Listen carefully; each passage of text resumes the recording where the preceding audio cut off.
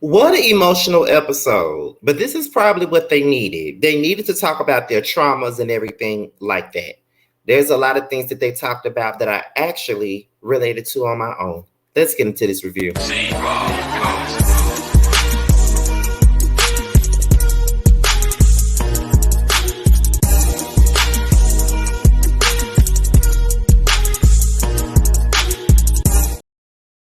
And what's going on, you guys? It's be your boy, Scotty by Nature TV, and we are here for another review of Love and Hip Hop Family Reunion. This is season 3, and I think this is the 4th episode of the season. What is going on, you guys? I done got off of work.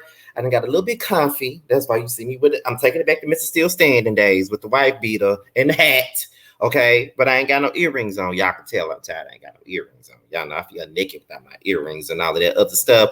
But you know, it is what it is. So we're going to go ahead and we're going to get right on into this review, okay? And let me take my notes out because my notes are on my phone. So let's get into it.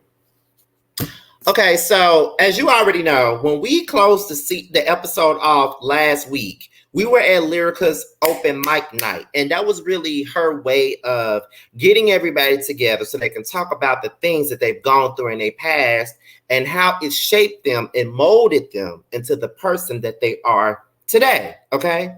And y'all know I normally don't like Lyrica at all, but I thought that this was a good idea, a good exercise, whatever. So when we first see them, MJ is up there. He admitted that he still loved Amara. They never really had a chance to discuss anything or talk about anything. And at one point in time, they were really in love with one another. He was hurt by some things that she did. She was hurt by some things that he did. But he still loves and cares about her.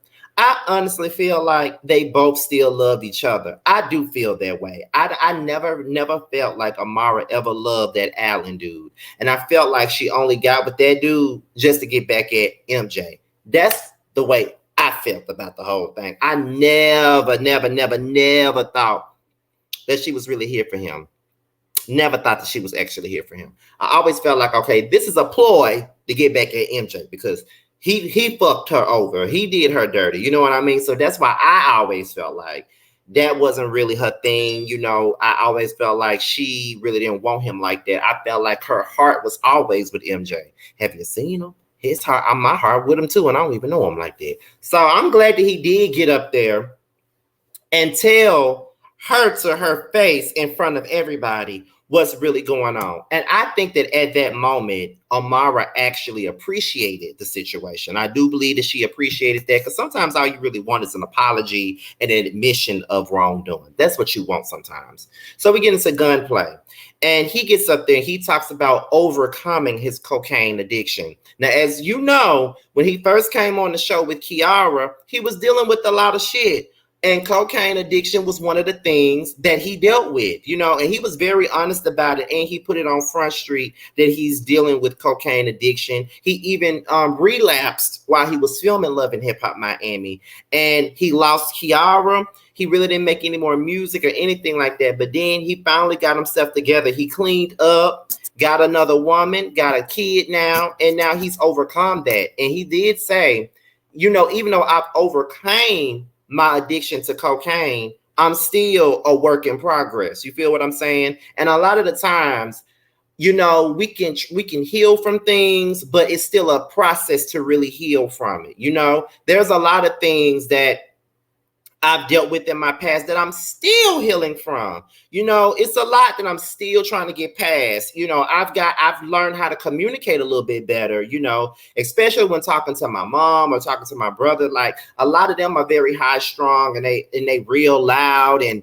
they don't know how to really talk to one another. But I feel like I'm the one that knows how to communicate properly. I talk to you in a calm tone. The only time I elevate my voice is when I'm very frustrated and you're not getting what I'm saying. That's the only time. But other than that, I really know how to communicate really well. I'm always trying to come to somebody with logic, not really emotion, but logic. You know what I'm saying? So I agree with Gunplay. Yeah, he's overcame the addiction that he had, but it's still a work in progress. As long as he knows that he's still a work in progress, at least he's being honest about it. You feel what I'm saying? So then we get into Nikki Baby, okay? Now, for the most part, we never really know what Nikki feel. I mean, her face is so damn hard and plastic that we never know what her emotion is because her face look the same every time I see her.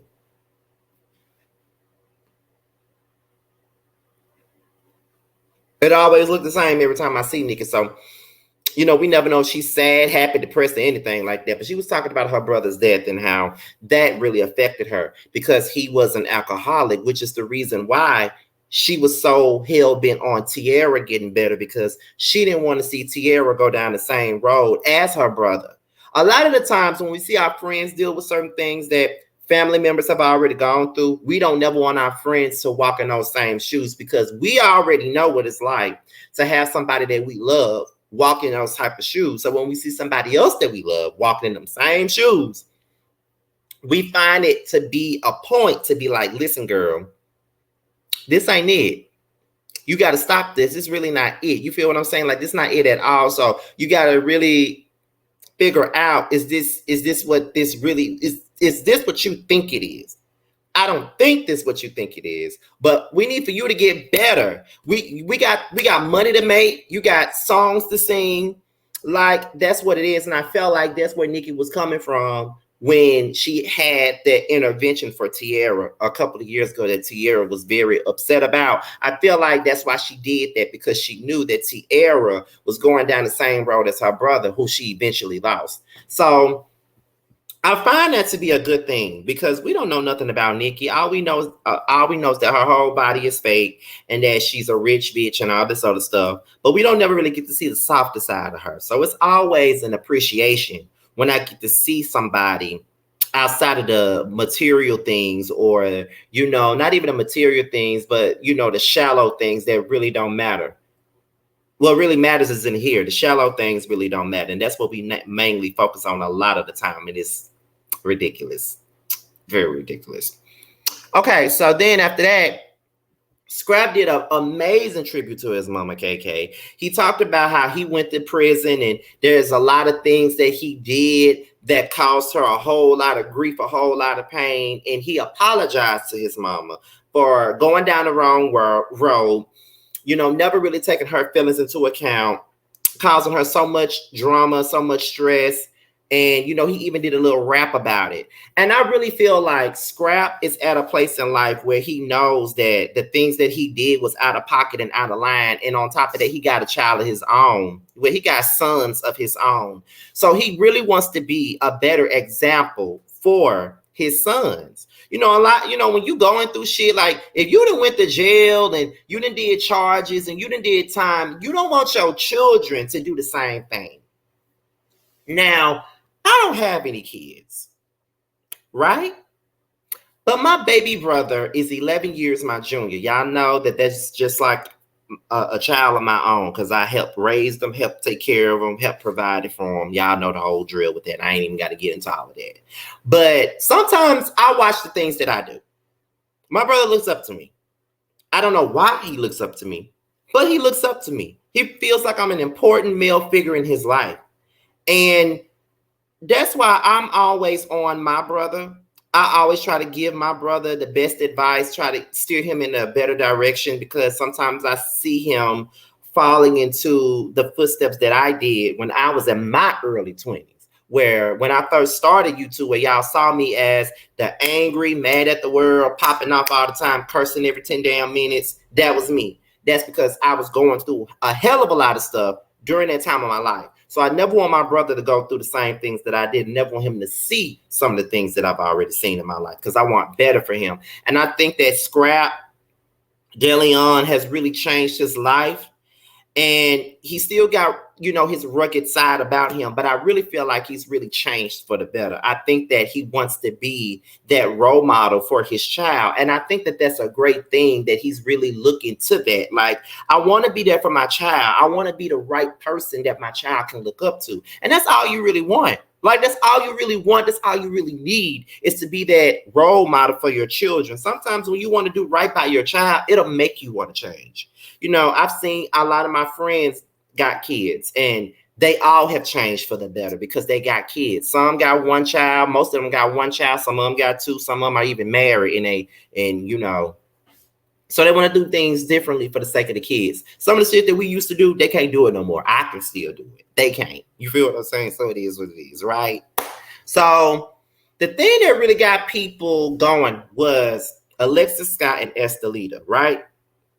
Alexis Scott was talking about being trafficked. She's talked about that ordeal many, many times before. And I don't normally see it for Alexis Sky. You know, I think she's very immature. I think that she's a childish ass person. She loves drama. She messy as hell. She do way too much. I feel like that, genuinely feel that way. But listening to her and hearing her story, it made me feel bad for her. Her being sold to the highest bidder. Like, it's sad when you hear about women that's gone through things like that as a child. You see what I'm saying? And I know I got stories for days about certain things because, you know, every time I do a review, I'm telling a story, which is, I feel like I need to because it's a relatable story and I understand it. I've seen girls get pimped out. Girls that went to school with me get pimped out, leaving their kids to get pimped out, thinking that that's the best lifestyle they could ever get. You feel what I'm saying? And I always used to wonder, how do they kids feel to know that their parents chose to get pimped out versus raising them or being in the house with them and knowing that their dad is a pimp and their mama was something else? You feel what I'm saying? I always wondered, but it's never really my place to ask questions. But I've always wanted to ask them questions because I be wanting to know exactly what mind frame are you in to want to do something like that? And it's never for me to be judgmental because I'm not that person. Like, even when, because like I said, I had classmates that did that stuff and I never treated them any differently. I knew what they did, you know.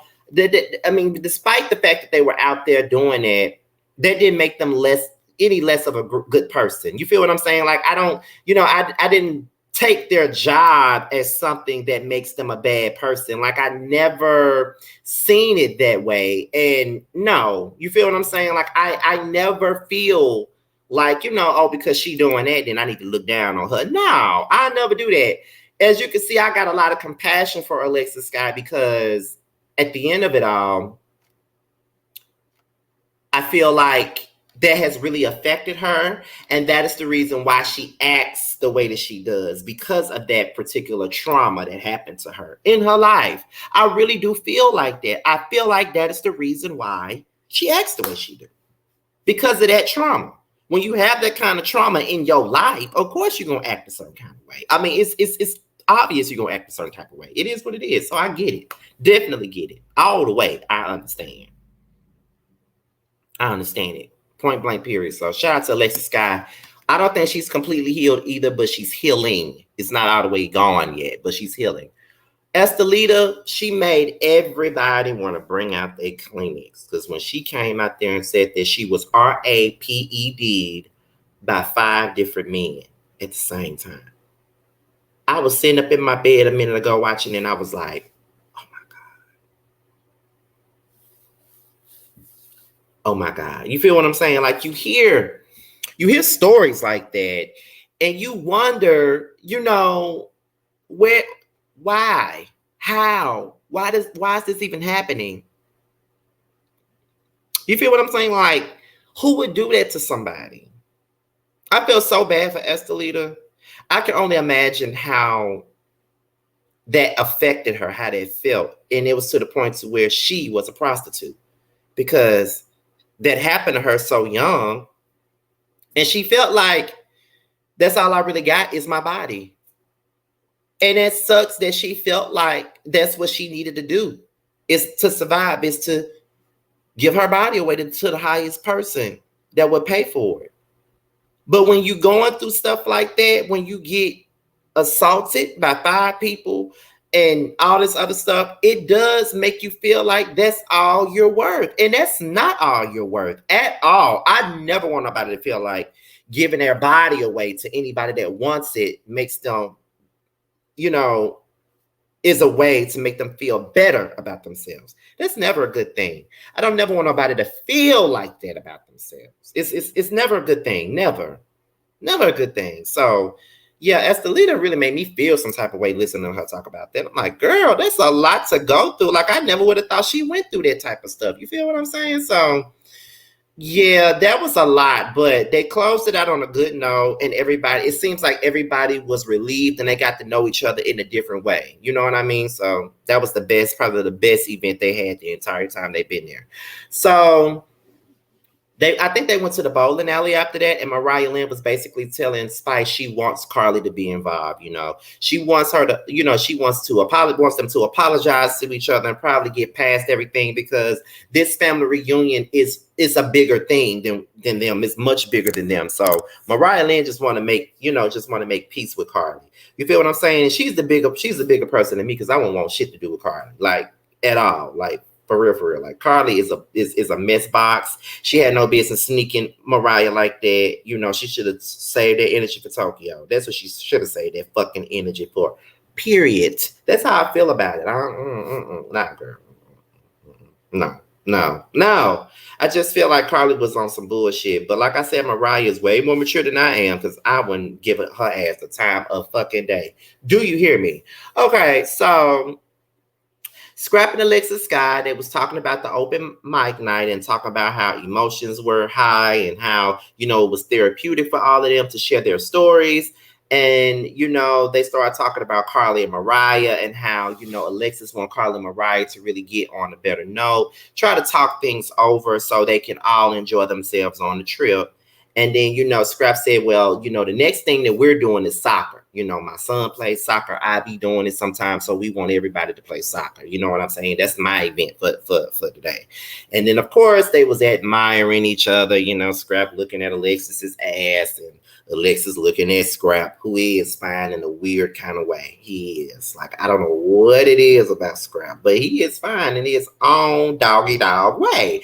I don't know what it is. I just don't know what it is, but it's something. And we're going to figure it out. But it's something, okay? It is something.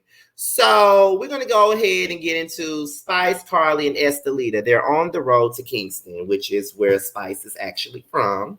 And they basically tell Carly about open mic night and how it made everybody feel and how it was one of the best events they had so far and how, everybody spilled their guts on the stage and left it on the stage and how it was a really good night and how Spice really wished that Carly was a part of that. Carly starts talking about her past with bullying. I don't really care for Carly. Y'all know that. But y'all already know that I am an advocate for anti-bullying. Y'all know I speak about my past with childhood bullying all the time. And I'm not going to go too far off the topic because I'm really trying to rear it in and I don't want nobody to feel like, it's all over the place. But I relate to that. People really don't understand that when you're bullied as a child, that trauma follows you everywhere as an adult. The way you react to things, the way I want constructive criticism, right? But at the same time, it depends on the kind of constructive criticism you give me because I take it personal, even though I shouldn't. I'll take it personal. You feel what I'm saying? Because I'm thinking you're trying to attack me. Even though you're probably not trying to. I will always feel like you're trying to attack me because I'm used to people attacking me. I'm used to people constantly going in on me. I'm used to people for no reason. Just sitting. I've had chocolate milk thrown in my face. I've had all types of stuff for no reason.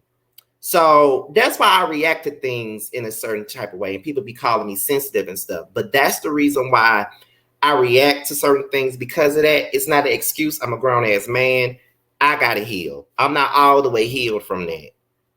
I know I could go and see a therapist some more. I've been to therapy. The only thing that I've changed is my communication. Healing from school bullying is still something that I got to work through. And I can honestly admit that. So I get that part from Carly. I do understand that. So Chrissy and KK, they discussed the open mic night. KK said that was the best event they had. Chrissy said she don't trust females. Because, even when it comes down to family, she don't trust females. And then they showed the stuff with Samaya, Kimbella, Yandy. She don't trust females. Nancy is there. And Chrissy said she don't know how it's gonna be. She ain't talked to Nancy in years. She don't know. Mariah Lynn invited her. Lyrica, Chrissy, and KK, they discussed the shit with MJ. And Chrissy was basically telling them Amara needs to talk to MJ because I feel like that's the only way they're gonna get past it. They was like, well, who invited Nancy? Then Nancy and Mariah, they discussed Chrissy and stuff like that. They discussed Chrissy and Mama Jones was like, the fact that Mariah Lynn is on this trip and Chrissy's on this trip and Chrissy didn't invite me, I did feel some sort of way. And I'm just like, it's finna be some mess. So they playing the soccer game. Everybody's having fun.